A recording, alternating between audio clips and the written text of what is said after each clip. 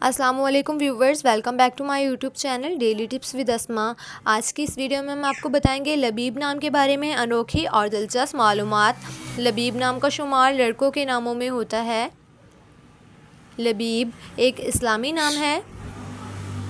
लबीब नाम की इब्तिदाई तारीख़ अरबी ज़बान से निकलती है। लबीब नाम के अफराद के लिए खुशकिस्मत नंबर 9 माना जाता है। माहिरीन के मुताबिक लबीब नाम के लड़के बहुत मेहरबान होते हैं। लबीब नाम का मतलब है ज़हीन, समझदार। लबीब नाम के लड़कों के लिए खुशकिस्मत दिनों में एतवार और मंगल का दिन शामिल है। लबीब नाम के अफराद के लिए मुआफ़िक रंगों में सुर्ख, हल्का सब्ज़ और जंगनुमा रंग शामिल हैं। लबीब नाम के अफराद के लिए मुआफ़िक पत्थरों में पुखराज पत्थर शामिल है।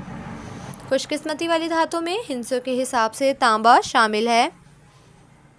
सो फ्रेंड्स, अगर आप अपने नाम का मतलब जानना चाहते हैं तो कमेंट बॉक्स में अपना नाम लिखें। इंशाअल्लाह हम आपके नाम की वीडियो ज़रूर बनाएंगे। Thanks for watching. अल्लाह हाफिज़।